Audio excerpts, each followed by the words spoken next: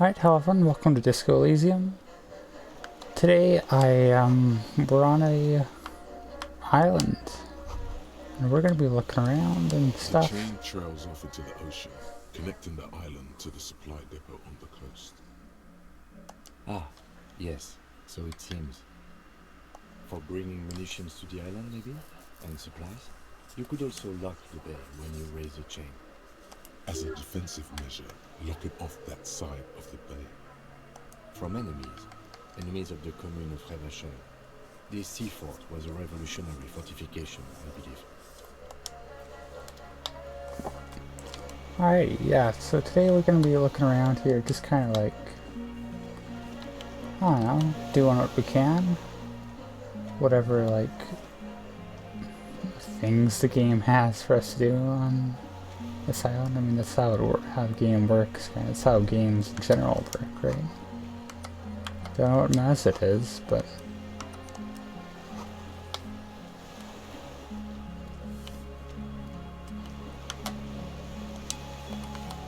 there are interactable things in the environment. It's I'm sorry, I'm struggling to find things to say. Under your feet as you stop. Far away, birds' wings touch the still surface of the sea. I guess because that's interactable too. You can keep walking while you have a message box up. That's kind of an odd interaction, though. The flock of quail departs, now more than 100 meters away. 102, 105. Is this called the Mamadakwa? On the islet, there is almost no wind, just snow quietly falling on the reeds, bulrushes swaying on the waterline, long dried leaves chafing against each other, like a silent orchestra tuning at the beginning of some major work. A silent hiss, sea air moving through the needles of a pine tree. I guess this is like set dressing here. I appreciate it though. It's nice. The faraway roar of the city, distant like today's dream. Before it, the sound of sand. The low tide filtered through its grains. A bird tending to its feathers. Snow falls on the water, melting away without even a whisper. A low hum. The air slowly moves through a concrete box, through its ancient slits and cracks, resonating, hollow, a big building. Air flows out of the pillbox window. There is very little there. The air cossets flowers on a meadow. Absolute silence. Reeds motionless. Bulrushes motionless. A flake of snow falls on an extinguished campfire. It's called a Mamadakwa. Yeah, I thought so. Yes? Momentarily, the sounds are swept away. Pain shoots up your right foot and into your groin. Oh, cool. Ball pain. That's a good time. Good time for it. Nice to interrupt the nice, called the Mamadakwa holy experience sighting with, bullet pain in my grundle. That's pretty cool. I have. Is that why we're stopping? Yeah. I don't think there's anything else for me to do in that, like, bit. So I guess right now we're just kind of sightseeing, right? Like, I mean, there's that area down there. I cannot go any further here. Oh. I see him. Another one of This these. feels familiar somehow. Excuse me.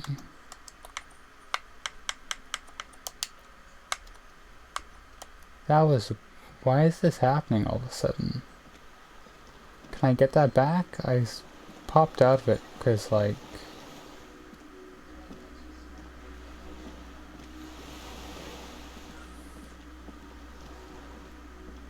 I guess it's, gone now. That's a shame. I don't know why this keeps happening to me. I guess I gotta move first to interact my walking before that happens. Hopefully it comes back, although it might not. What even is all this, though? An old cylindrical generator is nested above the ammo lift, with makeshift electrical wiring running out of its side and across the floor. The cables disappear into the wall to your right. The lieutenant puts his hand on the metal barrel, checking for warmth. Smart. It's cold now, but someone has been maintaining it. The wiring has been repaired. Do I have fuel to pour into the tank? Downstairs, somewhere. Liquid carbon. I would imagine it takes mazut. I'm guessing that's their version of The gasoline. kind that's favored by vagrants and fuel thieves. It's been a long winter, long and cold. If anyone stayed here, they'd need a generator. A hollow ring, the canister is empty. Dust falls from the generator and down into the ammo lift. It's a good Foley they had. I'm not a philosopher. Someone who has basic electrical skills has restored it in order to keep the room warm. Maybe it's the fire guy. The wind outside picks up suddenly, with a faint howl. Inside, it's warm. I don't think pouring fuel into it right away is a good idea. Maybe it'll unlock something later on, but let it come up when it does.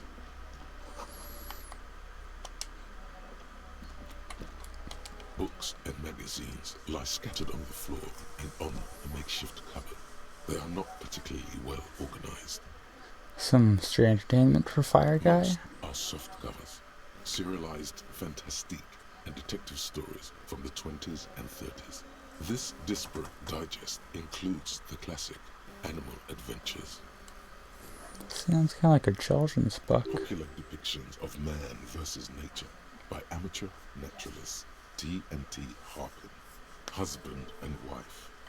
Widely read by people from all walks of life. Who doesn't like nature? Who doesn't want to survive? Among what is mostly commercial fiction and serialized stories, you find a magazine cathodique for electrical engineering. Then it's back to pulp. Light erotica, an international thriller about circuit benders. Erotica? Someone's made themselves a home.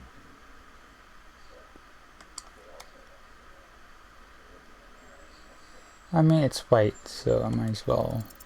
Not that you can tell. This is a digest of someone who's dead bored. Most of it is for entertainment purposes, fittingly right next to the radiola on the floor. Although I can't come back here in too far in the future, though, can I? Maybe it's a little old-fashioned. There's a nude mag. More than that, you can't say. The print in some of these is pretty small, though. This person has good eyesight. I think we might have to come back to that later on. There's a greasy old spring mattress in the corner, resting on piles of soft-cover books. White linen Sorry if you could hear and that. are visible under a worn-out caracal blanket. Someone has been squatting here. Mm-hmm. The linen is fresh, recently washed.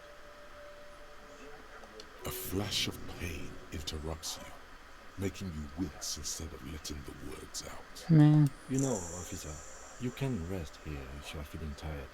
I will keep watch. You could use some rest for what's ahead. Yes, anytime. If you need a rest later, it's okay by me. that's very kind of you, Have Kim. to be a hero. Is that gonna, like, if I take a nap, is that gonna help some invisible counter here? Or that's, like, making me wince in pain all the time? I got a scarf. I stole from a homeless man, that's pretty cool. And a shirt. I'm gonna be able to accessorize here. What is this? Oh yeah, I'm getting all the goodies here.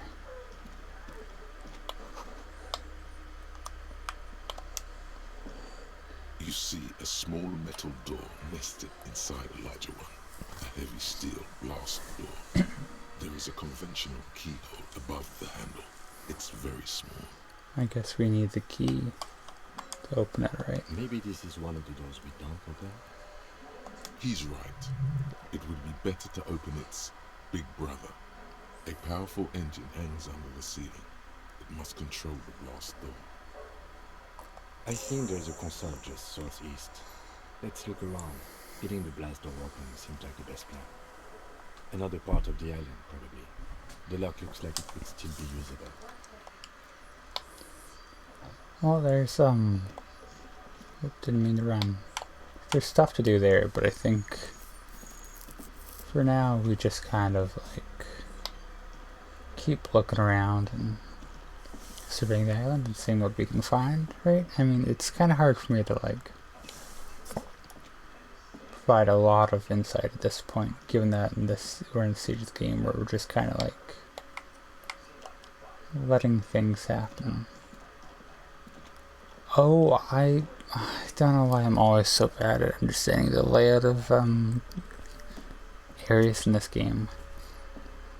I, for some reason, forgot that was like a catwalk up there and you can just like tuck underneath it and access this whole part of the world. Green paint reflects off the monoblock aluminium cabinet. There are rows of switches on the front panel, a frequency band, and even a keyboard. The keys rattle like teeth. This keyboard hasn't been functional in decades. Is this the big super project what's his name was talking about? The console of an anti-computation device. The generator upstairs, with wires coming out, they terminate here. That runs this thing. Possibly. Urgence, ouvert, allumé, radiodiffusé. It sounds like this device was used to control the electronics here. Maybe it still does. Very nice French, I gotta say. This device was used to control the electronics in the room. It could open doors, control lights, function as a radio computer. Possibly. Urgence, ouvert, allumé. Oh, yeah, I already went through that. Used to control the electronics I'm guessing it's not room. going to be We on. need to restore power before Yeah. using this, officer. The generator, it didn't look like there was fuel in it. We Okay. should look around outside. There are barrels all over. Maybe one of them still has something in it. Yeah, we saw one spilling out in that shack next to the The building, boat's right? engine.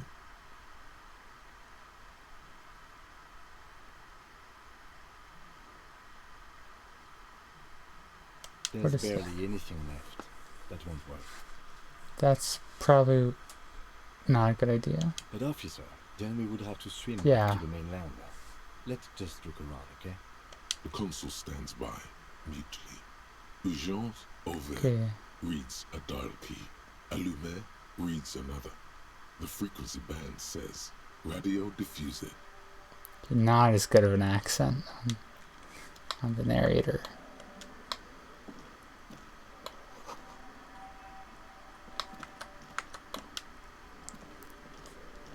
This is not. Oh, is this just the downstairs? It is not. This is a whole new place.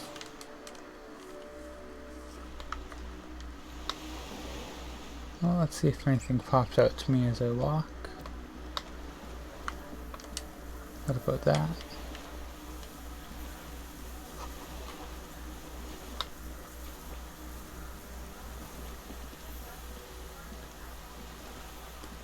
As I said before, I have trouble with the analog controls, so sorry about the awkward walking here. Until we can let the okay, I will slow down, but when the autopilot can run, I will let it. Is there anything more in here though?